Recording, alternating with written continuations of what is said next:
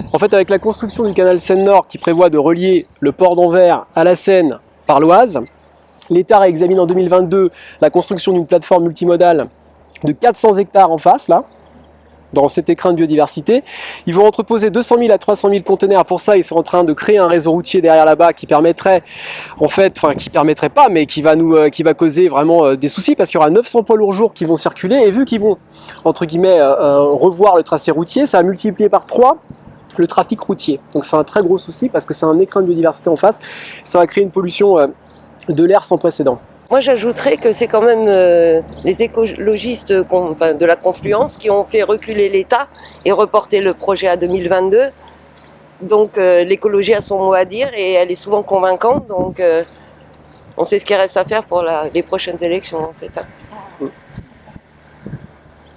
On est vraiment sur la caricature de deux schémas, deux visions de la société qui s'affrontent. Soit on tire les leçons de la crise sanitaire, qu'on relocalise l'activité et donc on compte plutôt sur le tourisme durable, sur une région où il fait bon vivre, soit on poursuit dans la fuite en avant et alors dans ce cas-là on rase tout et on compte à nouveau sur des containers qui viennent du bout du monde et au passage en soutenant plutôt Anvers que Le Havre. Vraiment, il n'y a rien qui va dans ce projet. On est contre les autoroutes sur la terre et sur l'eau. En fait, ce qu'il faut, c'est développer l'économie circulaire. Et l'économie circulaire, c'est à la fois évidemment des infrastructures de transport, que ce soit les transports de personnes comme les transports de marchandises, mais sur une organisation locale, régionale, nationale, parfois européenne évidemment, pourquoi pas, des transports en fonction d'activités qui sont liées entre elles. Mais franchement, en 2021, considérer que le développement économique se construit sur des centaines de milliers de containers, c'est juste aberrant du point de vue écologique évidemment, mais du point de vue économique, du point de vue social, comme sur la protection d'un magnifique patrimoine naturel qui là est presque en miroir d'un patrimoine culturel et architectural qu'on veut absolument conserver. Il y a un enjeu à dénoncer quand même la pseudo-promesse de 100 emplois. Parce qu'évidemment, quand vous parlez de 100 emplois, ça peut que faire rêver les gens et les élus locaux. Mais faire c'est tout raser en face, en fait, c'est menacer les emplois qui dépendent du tourisme ici. Et donc, c'est pas du tout certain qu'en net, il y ait un gain en termes d'emploi. Il y aura certainement une perte en matière de qualité de vie, en matière d'emploi, de nuisances sonores, de pollution, de qualité de l'air, c'est certain. Mais même en termes d'emploi, dans l'économie circulaire dont parlait Yannick Jadot, il y a 30 fois plus d'emplois que dans l'enfouissement des déchets.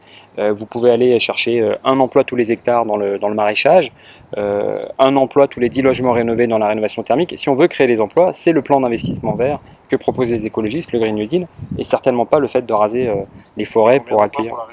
C'est 200 000 emplois voilà. Avec 3 milliards d'investissements. Exactement.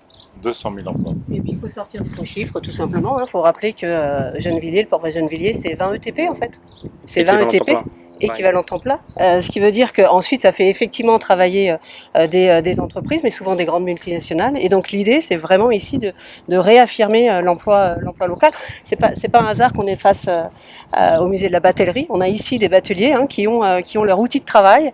Et là, on va leur imposer en fait toujours du plus grand, toujours du plus gigantesque. Il va falloir revoir tous les ouvrages, les rehausser pour pouvoir porter 4-5 niveaux de conteneurs. Et enfin voilà, l'image elle est parlante. On ne peut pas aujourd'hui accepter d'avoir un port de conteneurs juste en face pour effectivement amener des produits de consommation importés directement de Chine en passant par Anvers et Rotterdam, alors qu'on a la Seine et le Havre et le port du Havre qu'il faut absolument sauvegarder, quoi. Et ça, c'est des discussions que la région doit avoir avec Europa en sortant du modèle que prône aujourd'hui Valérie Pécresse. Il faut aujourd'hui que lorsqu'on parle de relocalisation, lorsqu'on parle réellement de volonté en fait d'être beaucoup plus une région beaucoup plus écologique, et il faut mettre en adéquation ses paroles et ses actes. Et nous, écologistes, en tout cas la région Île-de-France, eh bien c'est ce que nous souhaitons porter. Et donc nous avons une vision très claire du projet que nous voulons